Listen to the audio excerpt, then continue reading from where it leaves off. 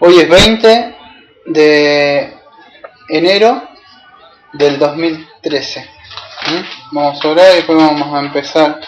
Bueno, Padre, estamos un domingo más congregados en la primera hora, este día domingo, para que usted nos esté instruyendo. Venimos para que usted nos instruya más. Estamos estudiando esta confesión de fe, que es un escudo que tenemos también en lo que creemos, no contra falsas doctrinas, ¿no? que ingresan día a día entre las iglesias, y muchas iglesias ni siquiera tienen algo, nada ni siquiera basado en las escrituras. Por eso confiamos en nosotros en su palabra como regla de fe y obediencia. Así que todo que sea eso, sea guiado por su Santo Espíritu. Le pedimos todo en el nombre de Cristo, ¿no? Vamos bueno, vas a cantar una canción, ¿no? Y es... ¿Cómo se llama? Vengo hoy. Vengo hoy. Vengo hoy a postrarme a tus pies, mi Cristo. Solo en ti hay plenitud de amor. No hay nadie comparable a ti. Me deleito adorándote, Señor. Bueno, cortita. Vamos a pasar acá.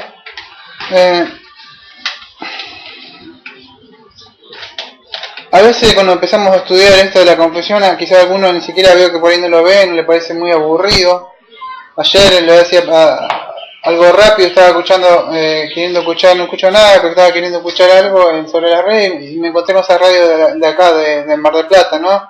Y este hombre hablaba de una forma parecida a un político, como yo te dije ahí afuera del servicio, ¿no? Que sea, si el Señor te quiere que hagas esto, que no estés conforme con esto, aquello, que tengas un poco más allá, y no solamente esto, que vengas lunes, martes, miércoles, jueves a la iglesia, que quiere que te mueva y que hagas esto y aquello.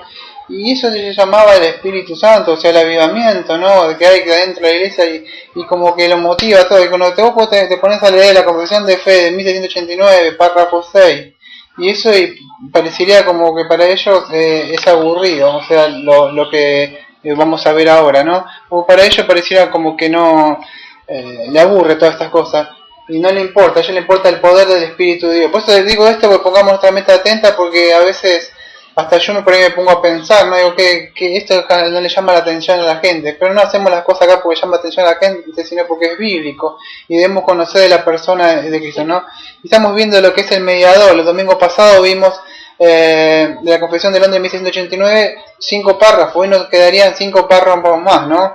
Pero antes de hacer nada, no sé si le quedó claro algo, yo voy a aclarar algo, y para eso le traje más información. Por eso me fui a mi libro de Gordo Petete, que es Diccionario Bind, donde voy a sacar algo que justo estamos tocando, que es de Cristo mediador.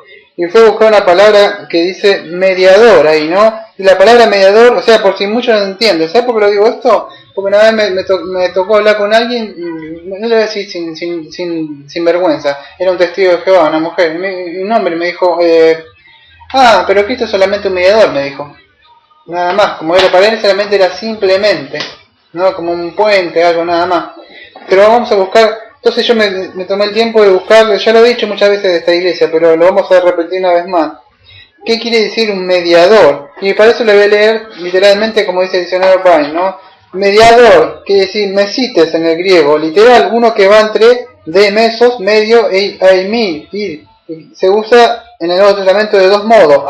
Uno que media entre dos partes con vista a conseguir paz, como en Timoteo 2.5, que eso lo vamos a ver, que solamente el único mediador que entre Dios y hombre, quien es Jesucristo, no hay ningún otro mediador.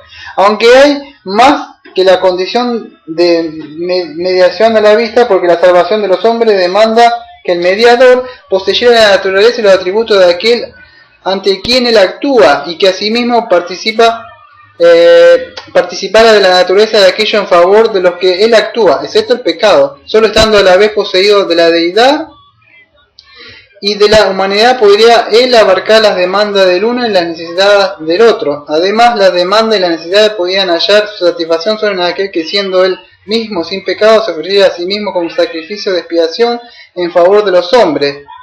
Punto B. Uno que actúa como garante a fin de conseguir algo, de otra manera no lo habría obtenido. Y así lo vemos en Hebreo 8.6, Hebreo 9.15 y Hebreo 12.24. Entonces Cristo es el garante del mejor pacto, nuevo pacto, garantizadas sus estipulaciones para el pueblo. Si no se entendió nada, le voy a tratar de sacar, porque yo estaba hablando de mediador, y cuando terminamos este estudio, ¿qué es el mediador? Y no entendí nada. O sea, sí, Cristo pagó por mí nada más, eso es lo que normalmente que queda en nuestra mente. Pero quiero que nuestra mente vaya un poco más allá, y es necesario que sepamos esto, porque lamentablemente estoy cansado de escuchar las prédicas que escucha a veces esta gente que grita todo el tiempo y no explica nada, ¿no? Como dice Cristo es el mediador, y la gente sí, mediador, pero no entiende. Lo que quiso decir, lo que traté de leer el diccionario Bain, o sea, lo busqué textualmente en la palabra griega, y es que es alguien que ejerce un mediador entre... ¿Por qué? Porque el hombre está muerto en delito y pecado, y necesita un mediador, y solamente la única forma de hacer la paz entre Dios y el hombre, porque está enemistado, por medio de Cristo. Eso es lo que explicaba más o menos acá Bain. Pero hay otra parte, ahora vamos a ir a la confesión. Pero además, o sea, él debía poseer las naturalezas de ¿qué? Como decía, él tenía tener la naturaleza de ¿quién? De Dios y ¿quién? Del hombre, de aquel que demanda, ¿no? O sea, tenía que abarcar las demandas de uno, o sea, ¿quién es? Que Dios demandaba, ya vimos que él hacía la santidad y la paga el pecado de la muerte, o sea, entonces, ¿y qué? Las necesidades del otro, o sea, tenía que ser. Después lo voy a poner un poco más, porque hay dos libritos que me gustaría que no sé si lo pueden leer o quieren leer, o si alguno escucha esta película por internet. Son dos libritos que les recomiendo. Acá, gracias a Dios, es chica la iglesia, pero no ha provisto de buenos materiales de hermanos reformados como John Owen, y tenemos nuestra pequeña mini biblioteca, justo los dos libritos, que es Vida por su muerte de John Owen, que ya lo vimos el domingo que viene, el domingo pasado, que yo no lo dije, donde habla de una expiación, o sea, que Dios murió por lo suyo, y en este hoy, o sea, yo saqué un poco de información aparte de la reforma, porque yo no me quedo solamente con lo que está acá en la confesión, sino que busco material en diccionario en griego, me voy a otros libros y cosas así, ¿no? En otro libro es La Gloria de Cristo, si no me equivoco, sí, La Gloria de Cristo, que John Owen también está en muy buen libro. Lo recomiendo a aquellos si algún día crece la congregación, alguno está escuchando y no sé, ahora es en 2013, capaz que está escuchando uno en el, no sé, en el 2048, por decir. Y dice, ay, mirá, sí, yo escuchaba prédicas de hace 40 años atrás, más o menos, del 72 cuando yo nací, y escuché una prédica vieja. Y el hombre lo otra vez lo busqué en internet, estaba viejito. Y yo lo escuché cuando tenía 20 años, recién había venido. Y pasó así, las cosas nosotros vamos dejando huellas. Entonces, ¿qué pasa? Hay libritos que los recomiendo, como este del puritano John Owen, es muy bueno, que yo voy a sacar un poco de ahí. Así que vamos a ver un poquito de eso de ahí, ¿no? Y ahora sí, voy a ir yo a leer el párrafo 6, o sea, la Confesión de Londres de 1689, que estamos viendo de Cristo como mediador. ¿Qué es eso de mediador? ¿Qué es lo que hizo por nosotros? Eso es lo que estamos viendo el domingo pasado, o sea, vimos el domingo pasado y este domingo. Ahora vamos a la parte 6, 7, 8 y 9. Quiero aclarar algo. La confesión de Westminster solamente tiene 8 párrafos. La nuestra, la confesión de Londres en 1689, se le ha añadido 2 párrafos más. Uno sobre la Virgen, si puede ser mediador, y otro de los oficios de Cristo que son necesarios.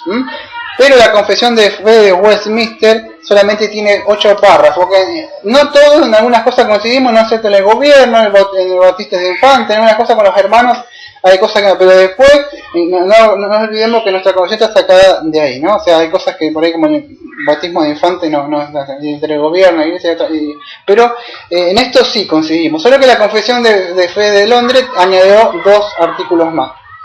Ahora me voy sin más preámbulos a lo que dice el párrafo 6. la aplicación perdón, de la expiación a los creyentes antiguos. ¿Cómo se salvaban los creyentes antiguos? ¿Por qué es importante esto? Porque siempre vuelvo a decir, vos me decís siempre que fuera no de la cámara, sino de la foto ya hago una señal para allá. Pero hay otros hermanos bautistas que creen, es muy importante que tengan esto, porque siempre yo digo, Dios me dé mucha vida, o Dios provee a otro pastor para esta iglesia, porque cuando Dios tiene sus ministros o pastores, se va y viene otro, y otro va a decir, no, tal cosa, y va a prestar la Biblia de Scoff y va a prestar otra cosa. Y si no saben y no crecen en estas cosas, entonces es muy importante esto. Muchos no le dan tanta importancia, pero hay otros hermanos, por decir hermanos, que creen que no se salvaban. Y por eso ya estudiamos del pacto, nosotros ya venimos estudiando que era un solo pacto, y vamos a ver que cuál era, que apuntaba a la cruz de Cristo, o sea, el nuevo pacto, no lo que va a ser Cristo. Bueno, ¿cómo se salvaban? Nosotros los cristianos reformados creemos que todos se salvaban igual que nosotros, por medio de la fe. Otros creían que se salvaban, hay otras iglesias que creen que se salvaban por medio de ¿qué? ¿No saben? Es por obras, porque hacían sacrificios y mataban animales, entonces que pero no es así, era por fe, por medio que yo tenía puesta la mirada en el Mesías. Entonces dice así la declaración, párrafo 6, aun cuando el precio de la redención no fue totalmente pagado, sino hasta la encarnación, sin embargo, la virtud, la eficacia y los beneficios de ella se comunicaban a los escogidos en todas las épocas transcurridas desde el principio en las promesas, tipo y sacrificio y por medio de estas cosas, por las cuales Cristo fue revelado y designado como la simiente que quebrantaría la cabeza de la serpiente y como el cordero inmolado desde la fundación del mundo, siendo Él el mismo ayer, hoy y por siempre. Esa es la confesión nuestra, ¿no? Del párrafo 6, ¿no? Y es así. Entonces, Cristo, o sea, y la obra de Él, o sea, es el centro de la revelación de todo el plan de Dios, o sea, que ya vimos nosotros el plan, a través del plan de Dios, ¿te acordás que vimos del pacto de Dios era, ¿no? Que vimos. Y si vos mirás el Antiguo Testamento, o sea, Cristo era el centro. Cuando estaba en el Antiguo Testamento, si vos ves, estaban todos acampados, el templo, o sea, las carpas, en esa época antes que venía el templo de Salomón, o sea, que estaban en el tabernáculo, estaban en el centro, todos acampaban en el centro. Bueno, Cristo también, es como yo otra vez te mostré un cosito que tenía ahí, como viste el compás que traje, bueno, lo mismo, todo va alrededor de Cristo, ¿no? Sí. Bueno, párrafo 100, entonces vamos a explicar esto, textos bíblicos para avalar lo que dijimos, cómo eran salvos la aplicación de la expiación a los creyentes antiguos, cómo se aplicaba esta expiación que hizo Cristo si Cristo todavía no había venido, ¿cómo es posible? Para vos, para mí sí, porque ejercemos fe en aquel que ya vino, poniendo la mirada en el que ya hizo, pero ellos tienen que poner la mirada en el que él todavía no iba a venir. Nosotros ponemos la mirada en aquel que ya vino hace 2013 años, en la cruz, ejercemos fe, va a ser salvo por medio de la fe, somos justificados. Pero ellos ponían la fe en alguien que todavía no había venido, solamente mirando sus sacrificios. No todos creían, no todos podían verlo así.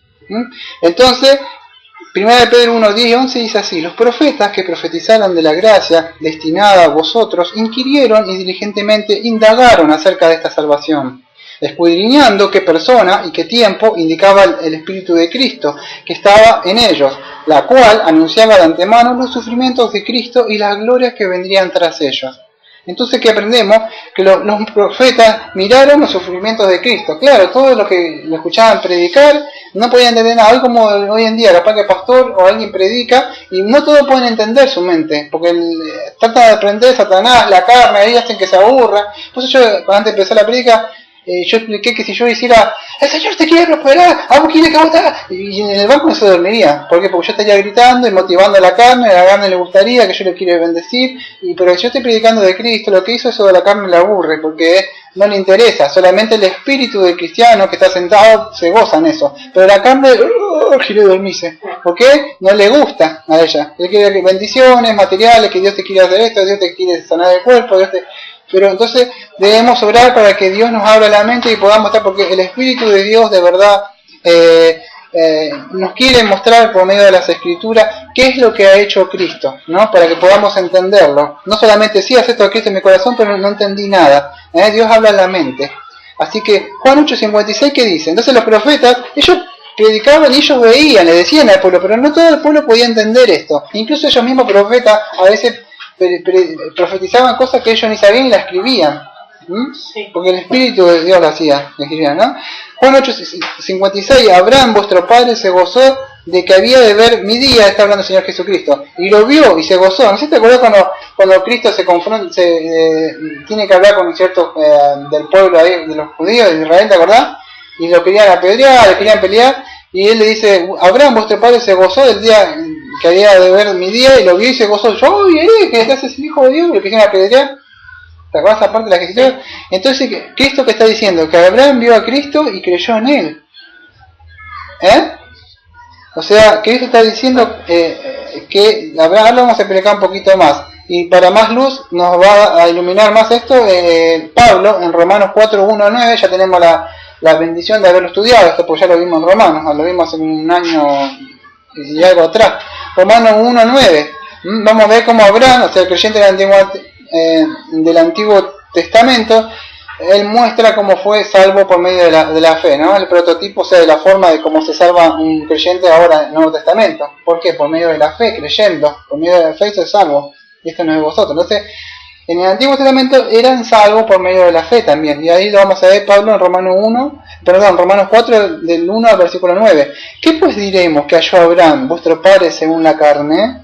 Porque si Abraham fue justificado por las obras, tiene de qué gloriarse, pero no para con Dios, porque ¿qué dice la Escritura? Creyó Abraham a Dios y le fue contado por justicia, pero al que obra no se le cuenta el salario como gracia, sino como deuda, mas al que no obra, sino que cree en aquel que justifica al impío, su fe le es contada por justicia. Como también David habla de la bienaventuranza del hombre a quien Dios atribuye justicia sin obras, diciendo, bienaventurado aquellos cuyas iniquidades son perdonadas y cuyos pecados son cubiertos. Bienaventurado el varón a quien el Señor no inculpa de pecado. ¿Es pues esta bienaventuranza solamente por la circuncisión o también por la incircuncisión? Porque decíamos que a Abraham le fue contada la fe por justicia. Dos ejemplos nos muestra Pablo. ¿A quién? A Abraham y a David. Abraham, antes que viniera la ley, cuando tenía 30 años antes que viniera la ley, él ya había sido justificado. ¿Cómo no había venido la ley todavía? Entonces, ¿qué pasa? Fue justificado por fe. Porque, claro, Abraham todavía no veía bien como nosotros. No se veía bien. Pero él creyó. Y eso le fue contado por justicia, dice Pablo. ¿Hay otro ejemplo? Sí, Pablo sigue contando que, entonces ya lo vimos, ya más de lo mismo, que ya vimos en un año y algo. Que es, David debía morir por su pecado. ¿Qué decía la ley? Adulterio, le había mandado asesinar a uno. ¿Y qué sucedió? Debía morir. Dios, el profeta, cuando fue a profetizarle, él se arrepiente de sus pecados y dice que he pecado contra Jehová, solamente contra Jehová. ¿Y qué le dice Natán? Que Dios le había perdonado, y ciertamente no morirás. Él tenía que morir. Pero ¿qué sucede? Fue perdonado. ¿Y dónde fue? En el Antiguo Testamento. Entonces, no todos podían ver esto los judíos. Por eso Pablo le trataba de mostrar y hacer razonar por medio de las Escrituras. Acá vemos Romanos 4, o sea, como está mostrándole, ¿no? O sea, el Evangelio, o sea, también en el Antiguo Testamento. O sea, ya lo hemos explicado esto en otros estudios de Romanos, ¿no? Sí. Entonces, ¿qué vemos? Que la aplicación de la expiación a los creyentes antiguos era también, o sea, por medio de la fe y no por esos sacrificios, ¿no? Porque hay ciertos, vamos a decir, otros hermanos, son dispensacionistas, que ellos creen, algunos, no todos, que eran, la mayoría, ¿no? Pero creen que Abraham, o sea, fue salvo, o sea, por una promesa, ¿no? O sea, la promesa de que iba a tener un hijo, ¿no? Pero no es así. En Juan 8:56 vimos que dice que leímos que Abraham, vuestro padre, se gozó de que había de ver mi día y lo vio y se gozó.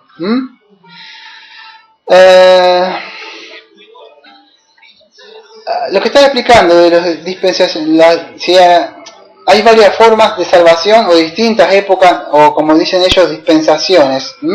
No, o sea, solamente hay una que es por medio de la fe y la fe en Cristo, y eso sucede en todas las épocas. Ya lo vimos esto del pacto de Dios, se llamó la prédica, o sea, la que estudiamos acá, ¿no?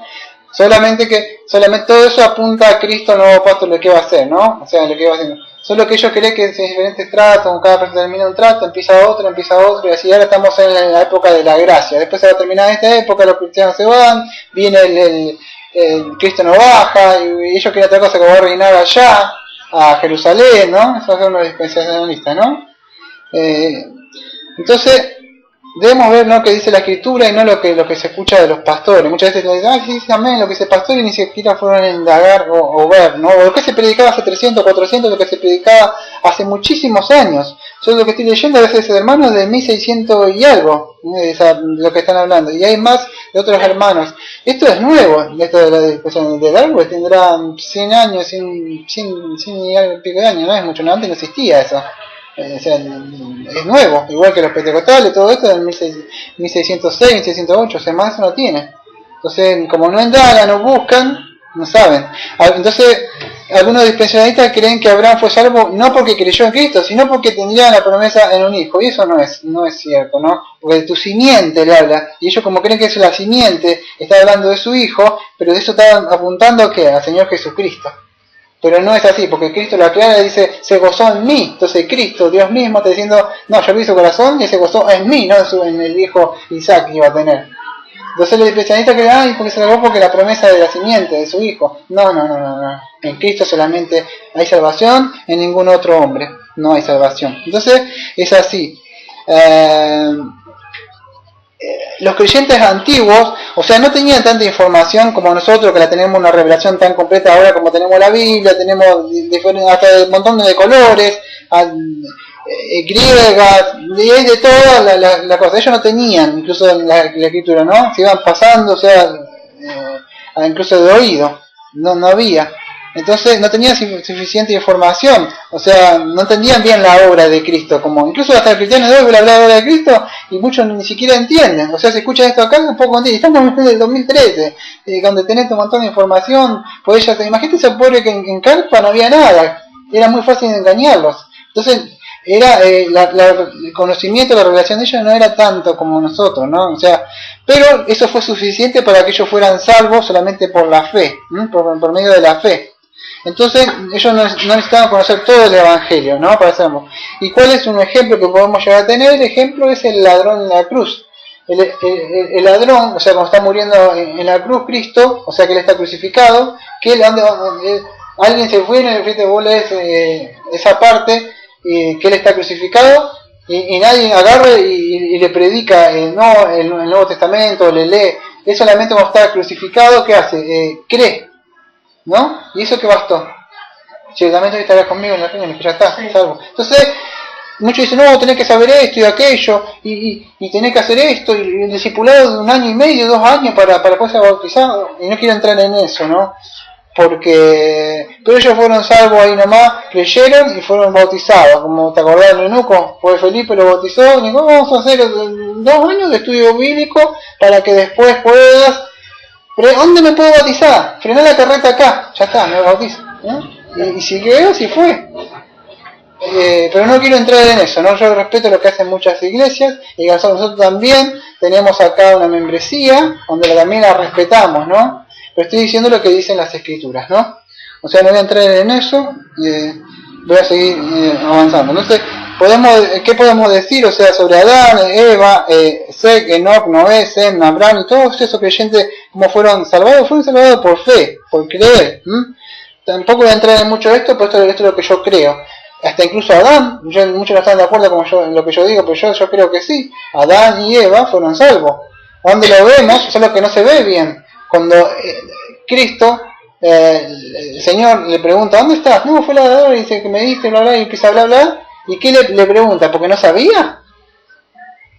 El Dios Todopoderoso, omnisciente, no sabía lo que había hecho Adán. ¿A dónde estás? ¿Te tengo que buscar en el huerto? Dios sabía dónde estaba. Y le pregunta, ¿qué has hecho? ¿Por qué has hecho?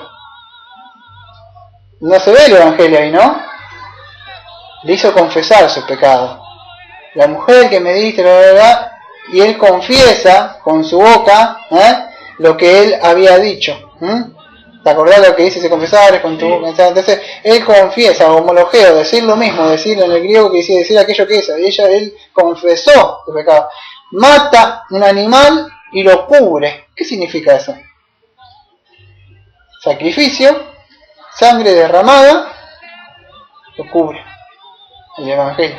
Claro, no se ve en el Antiguo Testamento ni todas esas cosas. No la podés llegar a ver. Tenemos que tener un cuidado con esto, porque algunos hermanos, si no entienden bien sobre esto, van a querer alegorizar y van a querer ver muchas cosas en el Antiguo Testamento, cosas que no aparecen claras, ¿no? Después hay unas cosas como el hermenéutico, que es una materia que enseña lo que es la tipología y cómo podemos considerar tipología con apunta solamente a Cristo. No podemos estar cualquier cosa. Esta cosa que estaba allá, el pañito este que puso allá, la prostituta de ahí, eso significa la sangre de Cristo, y no podemos estar diciendo. Pero no tengo tiempo de hablar sobre sobre eso, ¿no? Pero ellos fueron salvos por fe. ¿Se puede llegar a entender un poco más o menos lo que estoy viendo? Entonces, después de hacer un poco un repaso de esto, ¿no? O sea, pero voy a explicar.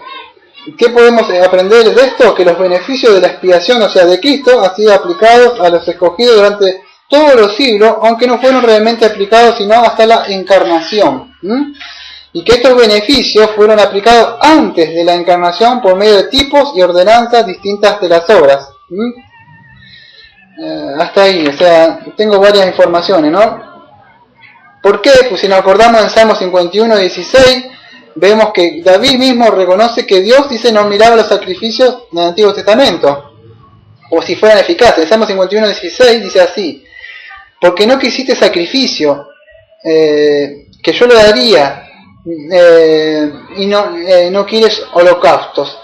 Dios no quería eso. ¿Cuántas veces llamó? Hacemos sacrificios, y Jehová que decía, no quiero eso, no quiero eso. ¿Por qué? Porque no, ellos se ocultaban, como hoy muchos hacen o creen que por medio de obras, y hacer esto son para Dios es obra de inmundicia, solamente Cristo puede llegar a salvar. Yo que decían, no, porque hicimos esto, y querían, y haciendo esa cosita, yendo a la iglesia, haciendo una obra, y dando esta platita, esto ya es como que ya hice lo que ya me hice mi obra con Dios, todo bien con Dios, y Dios no, eso solamente, incluso solamente va por fuera, incluso en el nuevo pacto, o sea, ahora Dios mira hacia los corazones de las personas de verdad. ¿De qué sirve estar hablando por fuera sacrificios y corazón por dentro de verdad? Dios lo mira y sabe durante toda la semana. Ya veo a quién pertenece tu corazón toda la semana. Entonces no sirve de nada. Solamente Dios puede mirar mi corazón durante toda la semana. Me pongo yo, ¿no? En mi corazón y decir, a ver, sí, yo veo a dónde estás pensando todo el día. Entonces Él mira los corazones, pero ellos se basaban en pactos, en sacrificios, y eso no les servía de nada, ¿no? O sea, estoy hablando de los judíos, ¿no? Y David reconoció que él no quería sacrificios y holocaustos, que yo lo daría, claro, él lo haría, y solamente Cristo podía hacer eso, ¿no? ¿Por qué? Porque estos sacrificios del Antiguo Testamento eran en parte, o sea, para demostrar lo que iba a hacer, o sea, la tipología, nomás lo que iba a hacer Cristo, ¿no? Y no tenía, en Hebreo 9:9 dice que, Hebreo 9:9 dice, no tiene poder alguno para perfeccionar la conciencia de los que celebran ese culto. No servía de nada, no podían regenerar. O sea, en sí era aplicado, a ver si se puede llegar a entender, porque no todos los reformadores creen lo que yo creo, se dividen algunos pensamientos, ¿no? O sea, yo creo que sí, porque no todos, ojo, no todos, como lo voy a decir, no todos creen que en el Antiguo Testamento eran regenerados. Pero otros como yo sí creemos que sí eran regenerados, porque si no sos regenerado, ¿cómo sos salvo? Entonces ellos sí eran regenerados, solo que esos sacrificios no bastaban para ¿por qué? Entonces ¿qué era? Eran que su mente puesta en aquel que iba a hacer ese sacrificio. No todos, muchos ponían el sacrificio de ese, pero hay otros que sí les ha revelado, o sea, son un remanente, de que lo que iba a hacer Cristo en el futuro. Entonces eran salvos por fe. No sé si se puede entender, pero la regeneración sí tiene que estar ahí. Sí, si no, ¿cómo iban? Si no hace de nuevo, o sea, ¿cómo va a ser salvo por horas? Entonces solamente para aquellos creyentes que podían mirar, o sea, con una expectativa hacia la ofrenda por la cual iba a ser Cristo, ¿no? Gente que dice, has hecho perfecto para siempre a los que están santificando, Hebreo 10:14. Entonces, y Hebreo 10:1 que dice que la ley solamente ¿qué era? Era una sombra de las cosas buenas por venir, ¿eh? Entonces, los creyentes, o sea, ponían la fe en aquel que iba a venir, que era Cristo, y de esa forma eran salvos. Vos solamente ponés la fe en aquel que ya vino, y ellos ponían el que iba a venir, así de fácil nada más, y de esa forma eran salvos. No no por hacer obra, es como que ay, si solo por ir a la iglesia, hago ofrendas, y no, es por la fe en el Señor Jesucristo que ellos eran salvos, ¿no?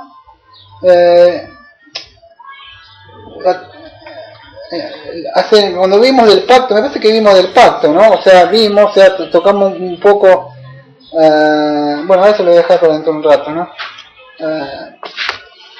Vamos a ir ahora, creo que tengo algo más. Sí, tengo algo más.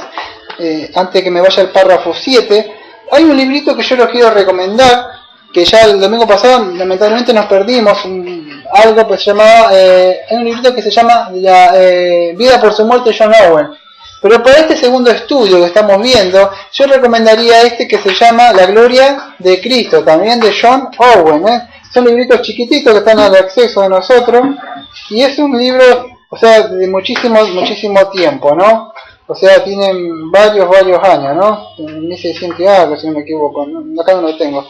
Pero para esto me ha auxiliado, voy a decir John Owen, para tocar el párrafo 6, que estaba tocando como eran salvos en el Antiguo Testamento, y vamos a ver lo que predicaba este puritano, capítulo 8, por supuesto abuelo de pájaro, voy a tocar, no me voy a tocar todo lo que dice ahí, pero la gloria de Cristo ilustrada en el Antiguo Testamento. El abuelo de pájaro voy a tocar, que él explica que en el Antiguo Testamento, o sea, hablaba del Señor Jesucristo, y Moisés, los profetas y todas las escrituras testificaban acerca de Cristo, ¿no? Él dice que los judíos no pudieron ver la gloria, o sea, la gloria, ¿no? No vieron a Cristo ni a su gloria, ¿no? En las escrituras, porque tenían un velo puesto, como dice 2 Corintios 3, 14 al 16, ¿no? Por eso que una vez cuando se caiga el velo, recién van a poder apreciarlo, ¿no? O sea, la gloria de Cristo, ¿no? Porque Satanás sabemos que siempre ciega los ojos del entendimiento para que no resplandezca la gloria de Cristo. Entonces no quiere, incluso Satanás ni siquiera que sepamos estas cosas. Esto no quiere que sepa esto sobre el Señor Jesucristo, sacrificio, no ataca las conciencias, la mente, ya hablamos mucho de esto, la batalla por la mente, como Él quiere distraer nuestras mentes, ¿no? Entonces, la gloria de Cristo fue revelada, o sea, por medio de la adoración, ¿y de dónde? Lo vemos bajo la adoración prescrita bajo la ley, ¿no? Que Dios le había dado a Moisés, porque por la forma que ellos podían adorar. Y eso lo podíamos apreciar o ver donde estaba el arca, el propiciatorio, el sumo sacerdote, los sacrificios, el derramamiento de sangre, ¿no? Donde todos apuntaban a Cristo. ¿Quién es? Que es el único que sacrificio por el pecado, ¿no? Porque esos sacrificios animales no servían para nada, ¿no? O sea, en sí, cuando ponía la fe en lo que Cristo iba a hacer, porque el animal, ¿qué va a hacer? Si el hombre lo ofendió.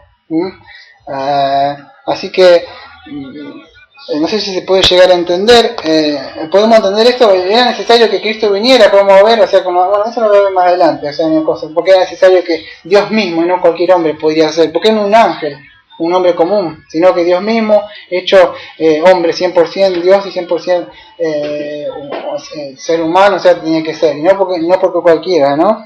Pero eso lo voy a dejar para más adelante, 10 o 15 minutos. Entonces,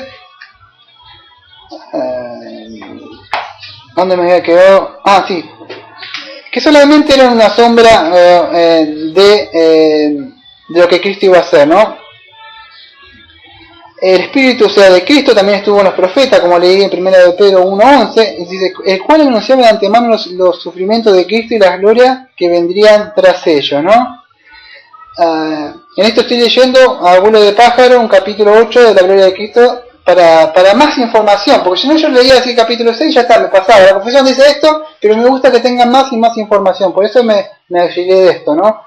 La gloria de Cristo también fue representada en el Antiguo Testamento. Estamos viendo cómo eran salvos ellos y cómo eran, ¿no? Un poquito de eso por si se nos olvidó. En la narración mística, o sea, de su comunión con la iglesia. Y esto es donde lo podemos ver en el libro de los Cantares de Salomón. Ahí vemos la narración, o sea, que es un registro, vemos del amor, o sea, divino y la gracia de Cristo. ¿Hacia quién? Hacia su iglesia. Y ahí, o sea, es un libro que no se lee mucho, o a veces si se lee mal interpretado, ¿no? Pero bueno, donde podemos ver también la gloria de Cristo en el Antiguo Testamento, también podemos ver cuando Cristo fue, por sus apariciones en la forma de un hombre, ¿no? Él se aparecía en forma de hombre para anunciar que algún día él llegaría a hacer en su encarnación. Y esto se le apareció a Abraham, a Jacob, a Moisés. Si vos lees un poco el Antiguo Testamento, eso estaba apuntando hacia lo que él llegaría a ser Jesucristo, hombre, ¿no? Cuando él aparecía, hecho forma, estaba representando. Todo está oculto en el Antiguo Testamento, ¿no? Pero sí estaba también ahí, como hemos dicho, el Evangelio, ¿no? Entonces la gloria de Cristo también en el Antiguo Testamento también fue representada, ¿por qué? Por las visiones proféticas. Juan, o sea, en el Nuevo Testamento, dice que, o sea, cuando, hablando de Isaías, la visión que tuvo Isaías, o sea, de la gloria del Señor, o sea, de Jehová, él vio una visión, ¿no? Esto es en Isaías 6, del 1 al 7.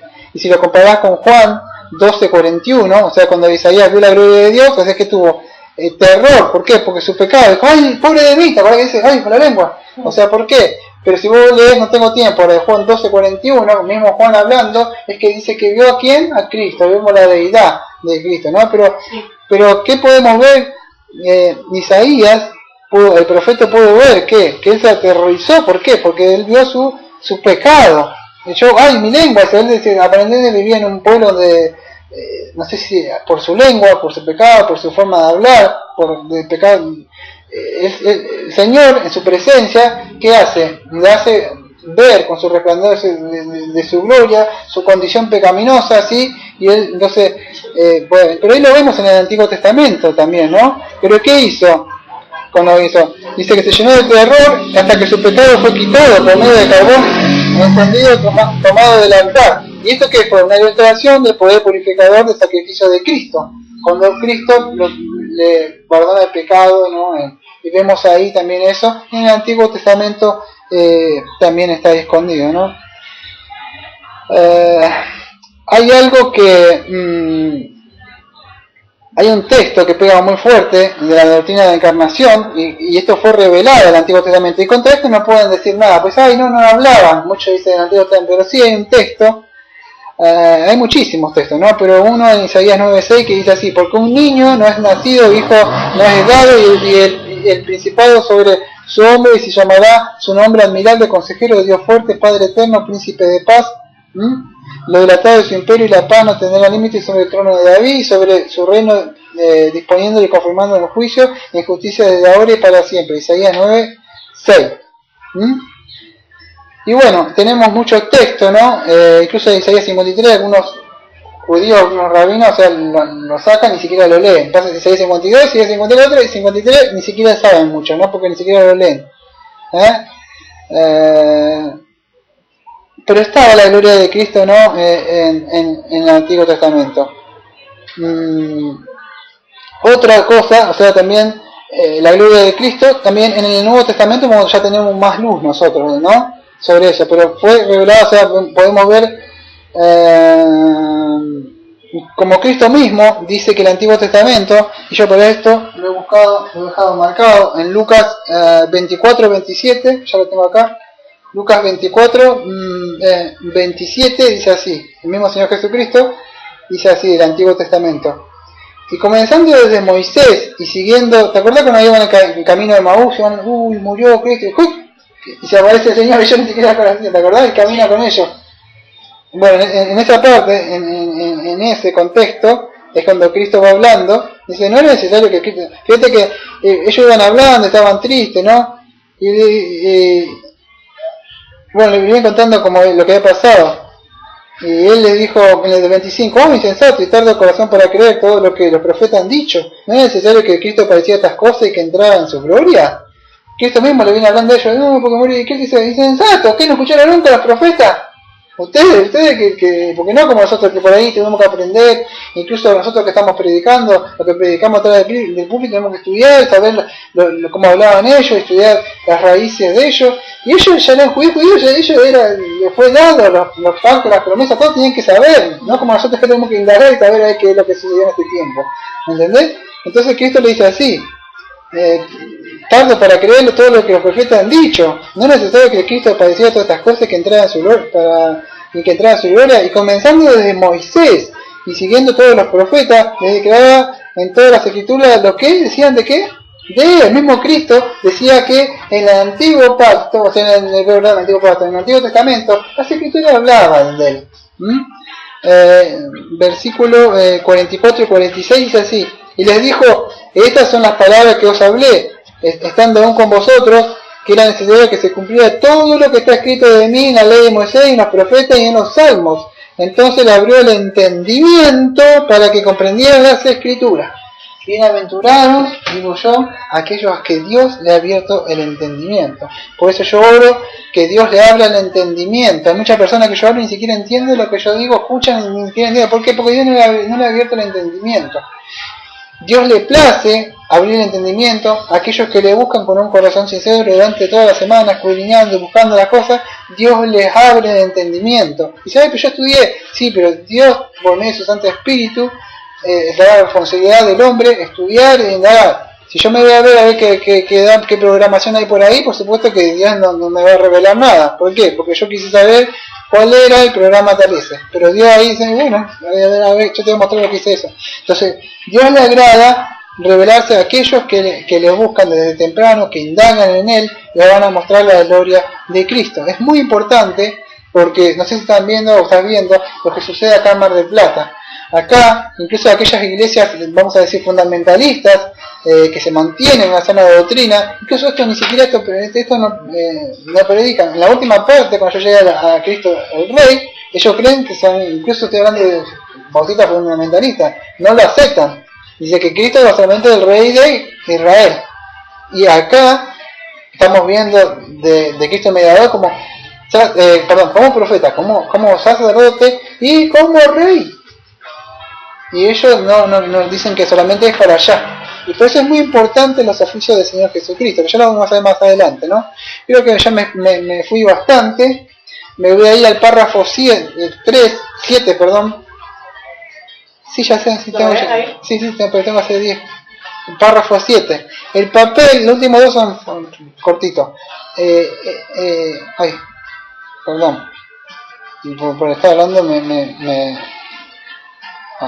perdí yo. Ahora me perdí. No te vas a tener que esperar. Sí, ya yo veo el agua, no te preocupes.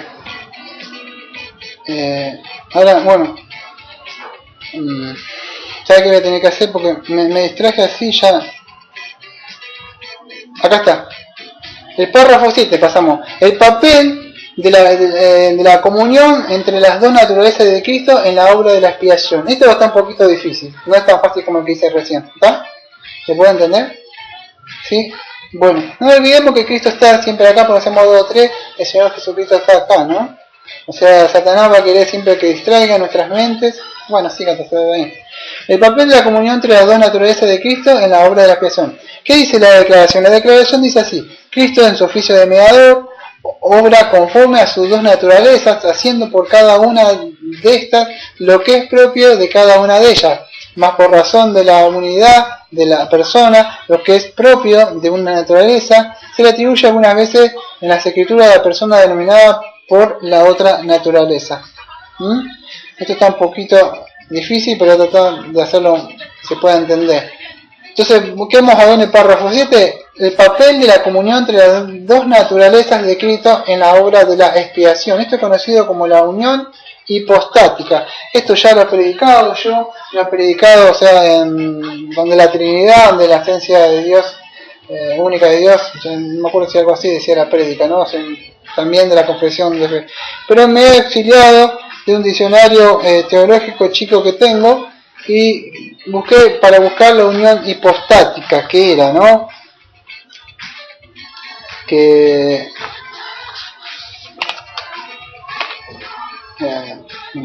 hipostática. Un momento, yo creo que por acá lo tenía. Sí. Ya que está, voy a leer algo que es concerniente también a esto que estamos viendo, de la humillación de Cristo, y dentro de un ratito voy a leer ahora, decidiendo de eso, voy a leer lo que es la unión hipostática. Pero voy a leer primero la humillación de Cristo. Esta frase utilizada, voy a leer literal de lo que tengo en un diccionario, o sea, de términos teológicos, que es chico, dice humillación de Cristo, y así lo define, frase utilizada para referirse al abandono voluntario de Jesús de su gloria como el Hijo del Padre al nacer como ser humano y sufriendo y muriendo en nombre de la humanidad.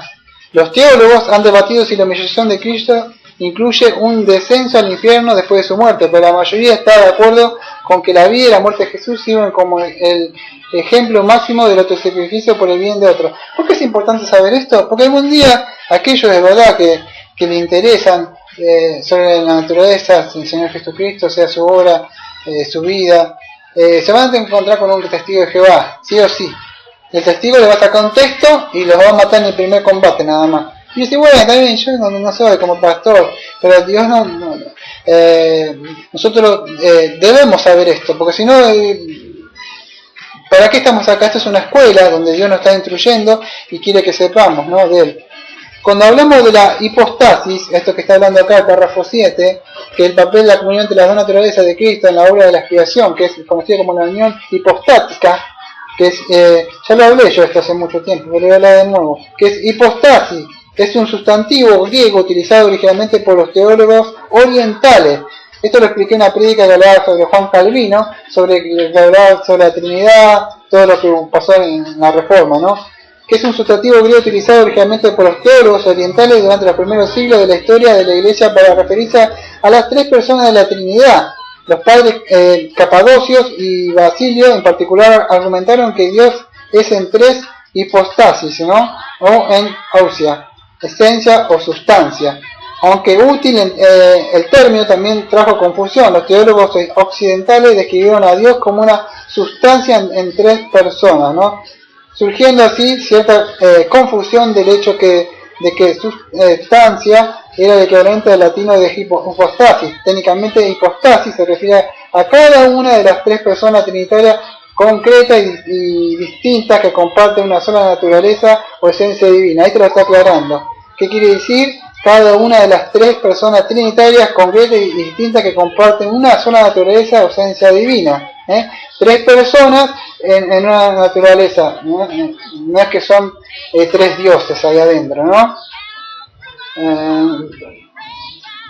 Y después sigue explicando este diccionario que la unión hipostática, en contraste con una designación cristológica importante en el concilio de Calcedonia en 451 después, bueno, estoy tratando de resumir. La Iglesia declaró la doctrina de la unión hipostática. La doctrina es un intento de describir la unión milagrosa de la humanidad. Esto es lo que nos interesa a nosotros.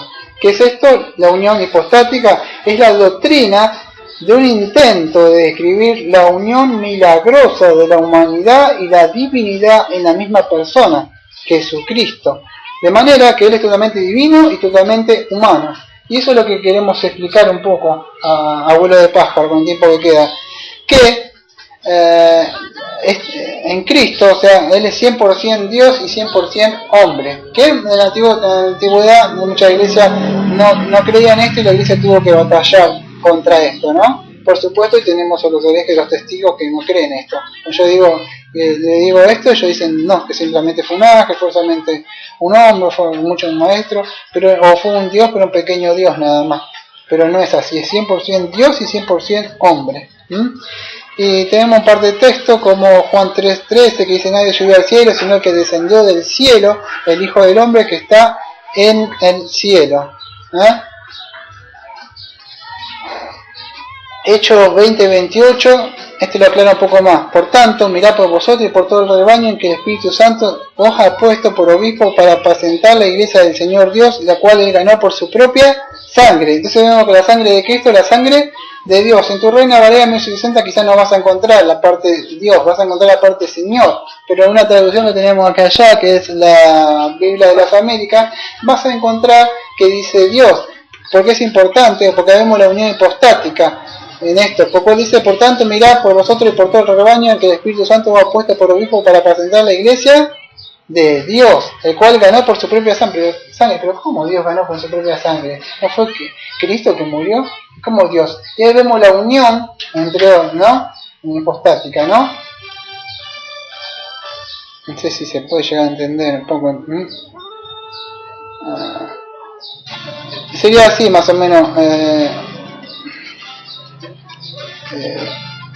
es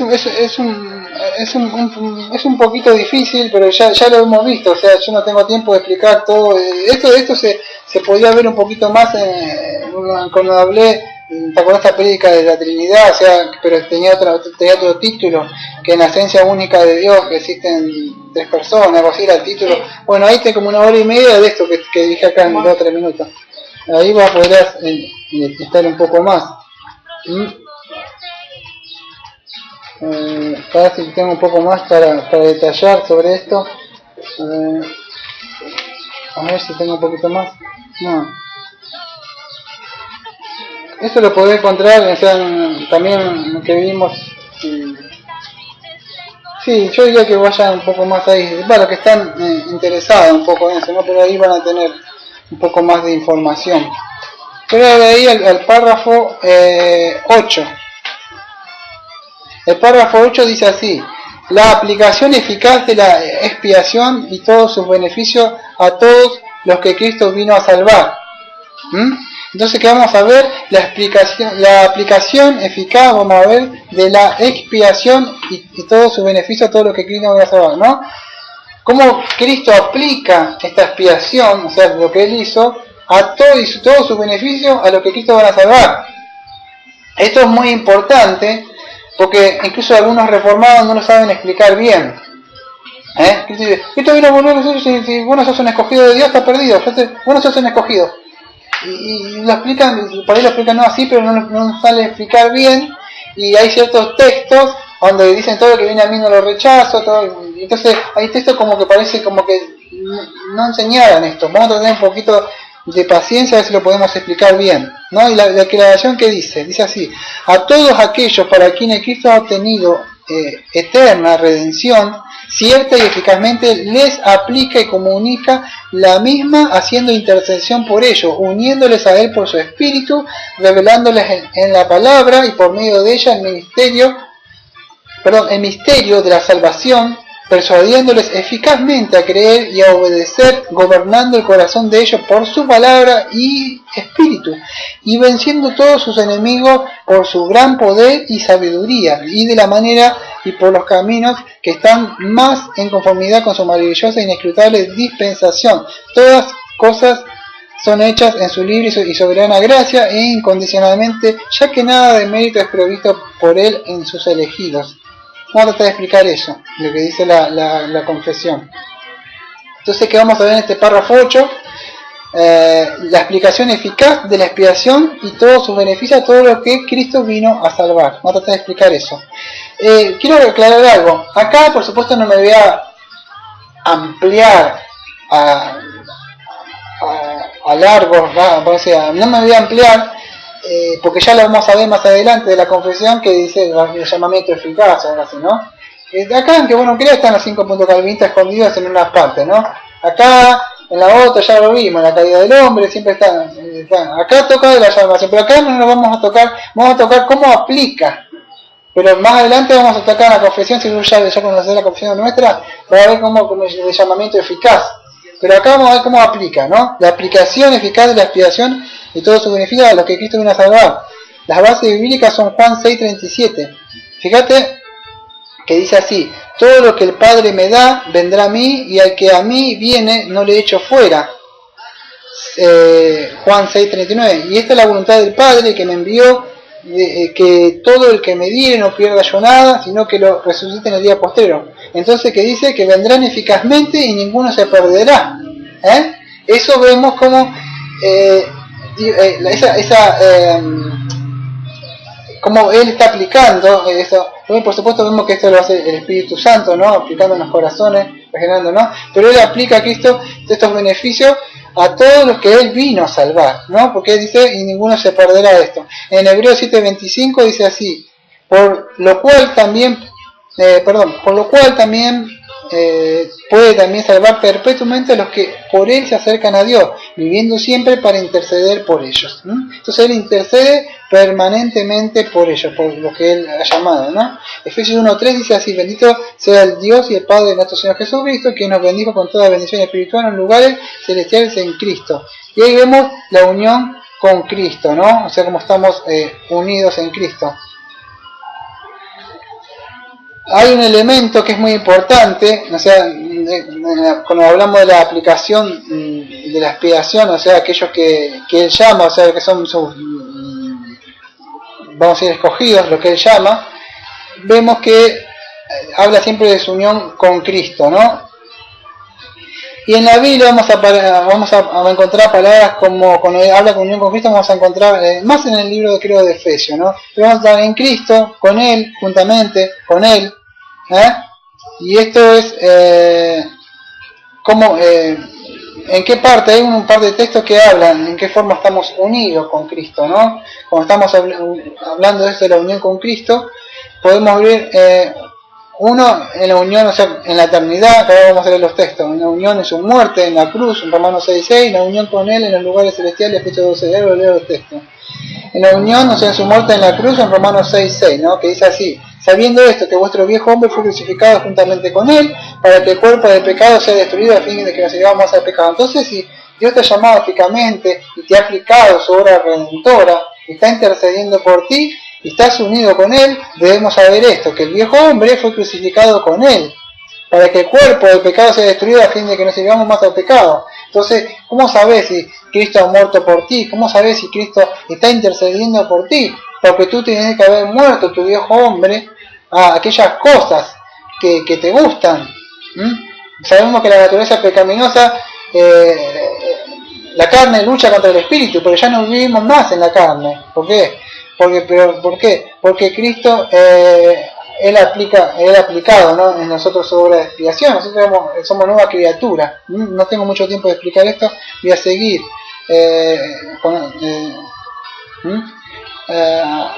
Antes de pasar el párrafo 9 y 10, que son muy sencillos y muy fáciles de pasarlo, quería explicar un poquito más de esto.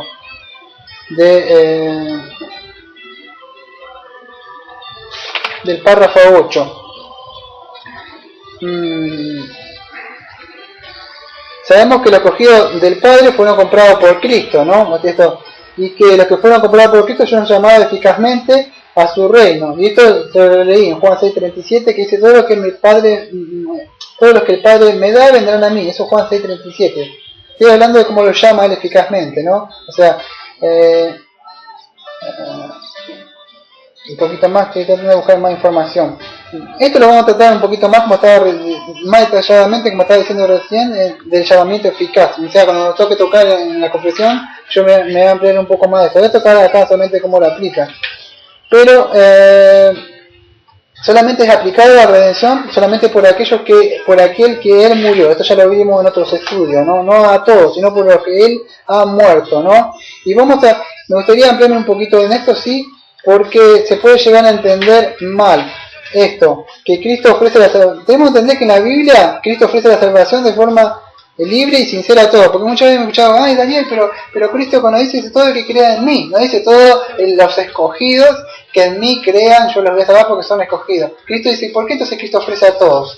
Entonces es verdad, por eso necesito que paremos un poquito los oídos, porque sí es verdad que esto que vamos a leer, y no todos los quizás. Yo a veces veo que están muchos predicadores y dicen: ¡ah! Y 35, me pasé 5 minutitos. Y por 5 minutitos nada más que se pasaron, el pueblo de Dios ni siquiera aprende.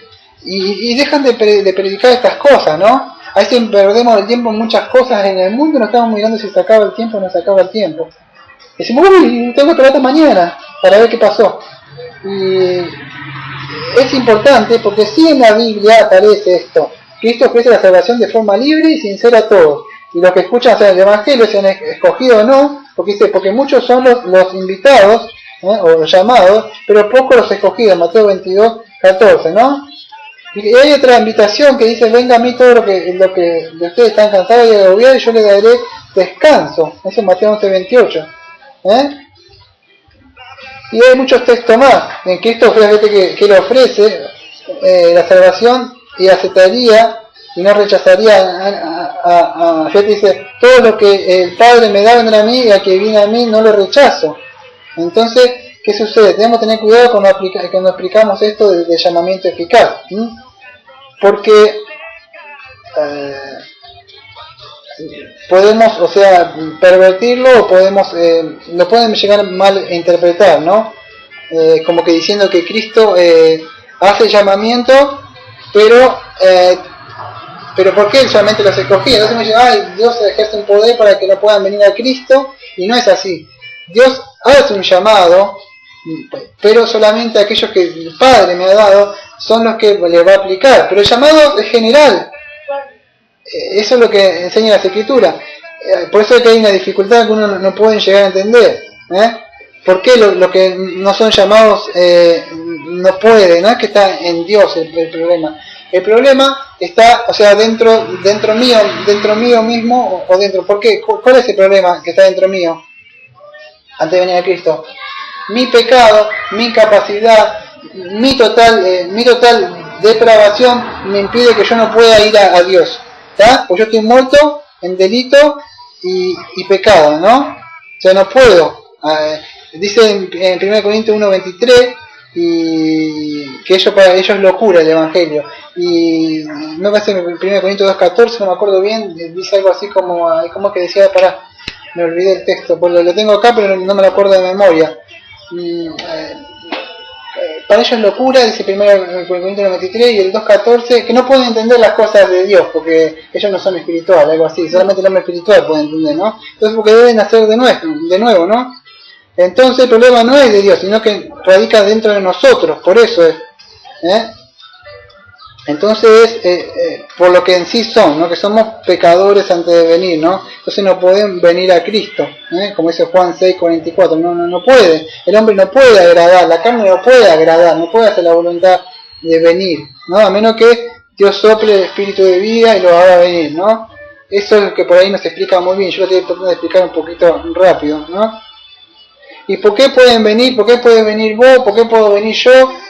Cuando Cristo hace el llamamiento, está predicando y te llama, o sea, el Espíritu Santo, ¿qué es lo que sucede? Es que Cristo mismo obra, o sea, ya lo vamos a explicar en el llamamiento eficaz, pero voy a tratar de hacerlo rápido, es así, obra por dos cosas, una por su santa palabra,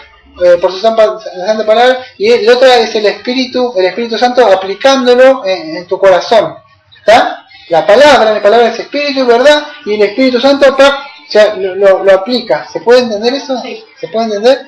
Entonces, ¿pero por qué? ¿Porque yo pude hacer algo? No, porque Él crea un corazón dentro de nosotros, un nuevo corazón, dice Salmo 51:10, ¿no? Entonces hace que nosotros querramos aceptar, esa voluntad es inclinada hacia Dios y podemos tirar la mano por la fe y apropiarnos de esa gracia que Él nos está dando. Él nos da vida para que podamos hacer, ¿no? Entonces queremos aceptar esa salvación que nos da libremente Él, ¿no? Y es así, porque dice que dice, nadie sabe quién es el Padre sino el Hijo, y aquel a quien el Hijo quiera revelárselo, Lucas 10:22.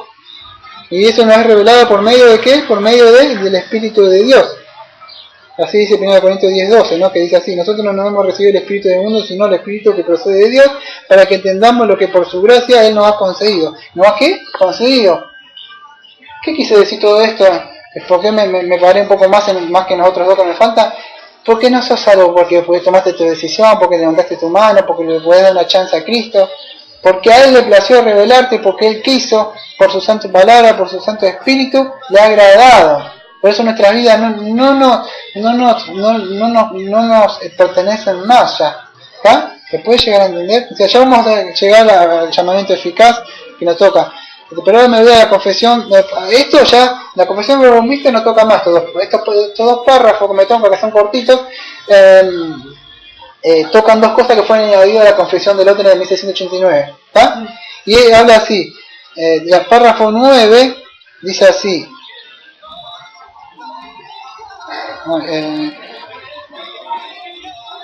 A ver si lo tengo porque si no lo tenés que buscar en mi... No. Acá. Sí, acá está, la tengo, la declaración. La declaración del párrafo 9 dice así, vamos a ver, la posesión exclusiva e intransferible del oficio del mediador. La confesión dice así, declaración dice, Cristo y solo Cristo puede ser mediador entre Dios y los hombres, y Él es el profeta, sacerdote y rey de la iglesia de Dios. Su oficio de mediador no puede ser transferido a ningún otro. ¿Por qué dice esto la confesión? ¿Por qué fue añadido a esto? Porque dice Cristo y solo Cristo puede ser mediador entre Dios y los hombres. Él es profeta, sacerdote y rey de la iglesia de Dios, y su oficio de mediador no puede ser transferido a ningún otro. La base bíblica es 1 Timoteo 2:5. ¿Por qué le decimos esto? Porque la Iglesia Católica Apostólica Romana, ¿qué dice? Que dicen que la Virgen es corredentora, y que puede ser mediadora. ¿Viste? Dice, nunca leíste, yo pertenecía a la Iglesia Católica Romana, estuve con los testigos de Jehová, con todo, no estuve con los mormones. Por eso conozco mucho de esta religión con el bautismo pentecostal y todas esas cosas, como sabes. Entonces conozco bastante de eso. Y yo, una vez entré con era chiquito, era una de esas que andaba con un rosario y yo me la sabía de memoria. Yo decía, Dios te salve María, llena de gracia, Señor contigo, bendita tú eres de todas las mujeres, bendito es el fruto de tu vientre Jesús, que no. Y dice, ruega por nosotros, dice. ¿Está? Entonces, ¿qué dice? Aquellos que han sido como yo, que están ante hoy, saben lo que hablo. No, la Virgen no puede interceder por ti. ¿Por qué? Porque la base de la Biblia, ¿qué dice? 1 Timoteo 5 dice, porque hay un solo Dios y un solo mediador entre Dios y todos los hombres. Jesucristo, hombre. 1 Timoteo 2:5. Solamente es el único mediador, es Cristo. Y tiene que ser 100% Dios y 100% hombre, ¿no? Porque Dios, ¿por qué tiene que ser así?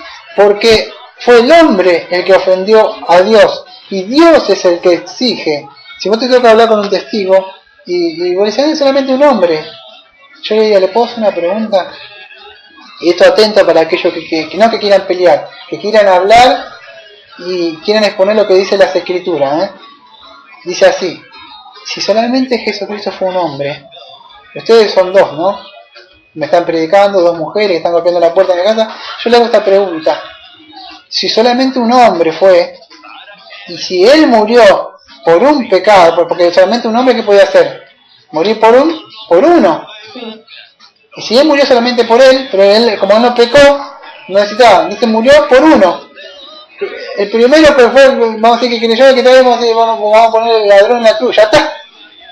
¿Y usted qué hace ahora, después de 2013 años? ¿Qué hacen todos los que creemos? Creemos en vano, ciertamente. Entonces, como muy bebamos, porque estamos perdidos. A menos que murió en la cruz sea Dios. Y él sí puede morir por todos. Pero si hubiera sido solamente un hombre, solamente podía un hombre morir solamente por los pecados de un hombre. ¿Y qué pasa con toda la humanidad?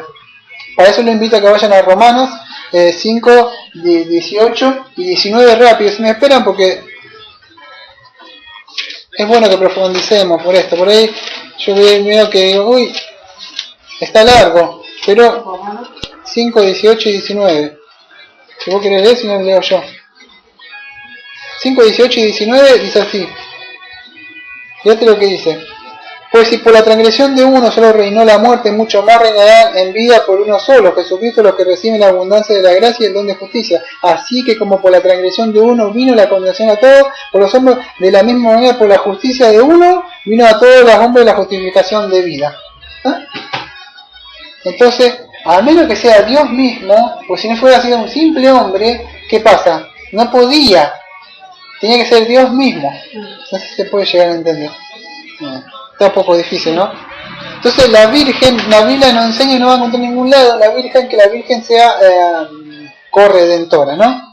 Y ningún santo, yo tenía santos de yeso, yo tenía la Virgencita con agua bendita adentro, tenía de todas esas cosas cuando era chico, ¿no? La mayoría nacimos ahí. El párrafo 10, para ir terminando ya. ¿Qué dice? Vamos a ver la necesidad de todos los oficios del mediador. La declaración que dice, el triple oficio de Cristo, este es el último, ya terminamos. El triple oficio de Cristo es necesario para nosotros. Por nuestra ignorancia estamos en necesidad de su oficio profético, por nuestra separación de Dios y la imperfección de nuestro servicio, aun cuando sea lo mejor, necesitamos de su oficio sacerdotal para reconciliarnos con Dios y hacernos aceptables a Él, y debido a que nosotros hemos dado la espalda a Dios y estamos completamente incapacitadas para volver a Él, y también porque necesitamos ser rescatados y asegurados de nuestros adversarios espirituales, necesitamos su oficio como Rey para convencer, controlar, atraer, sostener, librar y preservarnos hasta que finalmente entremos en su reino celestial. No, eso dice el párrafo 10. La necesidad de todos los oficios del mediador. ¿Por qué digo esto? Es el último, ya termino. Hay otros hermanos bautistas que creen los otros oficios, pero no creen que es el rey de la iglesia. La iglesia bautista reformada como nosotros, sí creemos esto. Otro dice que solamente es el rey, pero en Jerusalén, cuando Él venga a los 1000 años. Y no creen lo que creemos nosotros. Nosotros creemos que Cristo está reinando ya ahora. Debemos creer en los 3 oficios sacerdotales, los 3 oficios de Cristo, como profeta, como sacerdote y como rey. Pero muchos de ellos no creen. Las bases bíblicas, que para probar lo que decimos, Juan 1:18. A Dios nadie le vio jamás el unigénito Hijo, que está en el seno del Padre, Él ha dado a conocer. Entonces solamente que Él da a conocer al Padre. ¿Eso qué es? Profeta. Solamente Cristo como profeta nos hace conocer nosotros a Dios mismo. ¿Te acordás? ¿Me has visto a mí? ¿Has visto a Dios? O sea, que Él como profeta, Él viene, nos comunica y nos muestra todo, ¿no? Nuestra necesidad, incluso lo puede llegar a hacer hoy, incluso lo hace también por sus ministros. ¿Cómo lo hace? ¿Cuándo están? ¿Qué?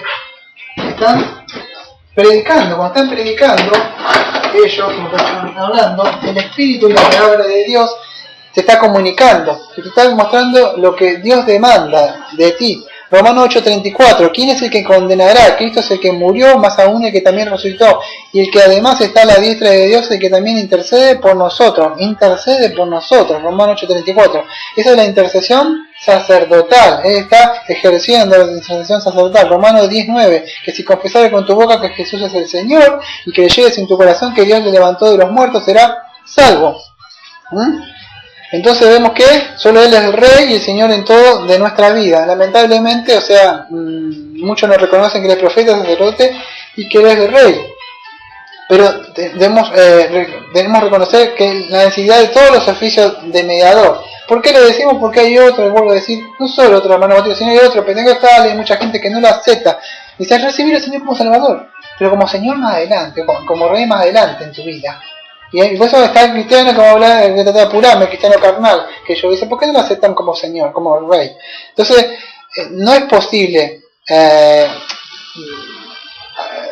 que dicen que recibir a Cristo como Rey o como Señor. Se lo debe aceptar con los 3 oficios, porque no se puede negar uno de ellos, ¿no? Y ahí entra la doctrina del cristiano carnal, ¿no? Que la mal entiende. Y esto tiene un error en el dispensacionalismo. ¿Por qué? Porque ellos dicen que Cristo es solamente el Rey, ¿para qué? Para Israel en el pacto davídico, ¿no? Y esto viene de que ellos creen en algo, no sé si han leído un folletito donde hay una sillita, un redondelito, y el ego está sentado arriba del coso, y Cristo está afuera. Eso es el hombre natural. Después el hombre carnal, que ellos creen de 1 Corintios, hay una pelea que tenemos que nosotros subimos que se llamaba, ¿no? Del cristiano carnal. Ellos creen que los cristianos se dividen entre el cristiano carnal y el hombre espiritual, ¿no? Y el hombre natural que no es cristiano, que el ego está ahí. El cristiano carnal, sí, Cristo está, pero el ego está sentado adentro ahí, ¿no? Cristo no reina, pero él lo aceptó. Pero solamente que Cristo no. Y el cristiano espiritual son aquellos, los pastores, los más que esas mujeres que oran todo el tiempo y que leen la Biblia y esos son espirituales. Y la Biblia no enseña eso. No, lamentablemente, y hay iglesias, vamos a decir, de sana doctrina, o sea, que se mantienen todavía, pero siguen teniendo esto ahí. ¿Y qué hacen con esta falsa enseñanza? Es que muchos vengan a escuchar un sermón el domingo, durante la semana pierdan el tiempo. ¿Por qué? Porque son cristianos carnales. Hay ciertos más espirituales que van a tener más recompensa, son aquellos que hacen. Yo con entrar chasmuscadita me basta, porque si Dios me perdona que sea, y si entro por entrar, Dios va a entender. Dios no va a entender nada, porque Dios está demandando que crezca a la altura y la anchura de Cristo, y si no está creciendo, yo siempre hay algo que yo digo, yo que no lo digo hace un par de meses, pero yo decía, yo duraría, olor a muerto veo yo, lo siento, digo yo. ¿Por qué? Porque nosotros somos, nosotros tenemos que ir creciendo, pero cristiano carnal, a mí me suena cristiano muerto eso. Para una persona muerta que necesita la palabra de Dios, el Espíritu de Dios que le dé vida a esa persona, ¿no? Entonces, yo creo que no es así, ¿no? Así que vamos a terminar, y el domingo que viene, si Dios quiere, vamos a hacer un nuevo estudio que se va a tratar sobre el libre albedrío. Así que, amado Padre, le agradecemos que nos hemos pasado un poco más como siempre, pero es necesario porque hemos aprendido y hemos terminado ahora de Cristo como mediador, y la segunda parte, y de verdad estamos muy agradecidos porque vemos el sacrificio que ha hecho por nosotros en la cruz, cómo lo aplica en nosotros y cómo lo aplicó antes, ¿no? Así que gracias todo en el nombre de Cristo. Amén.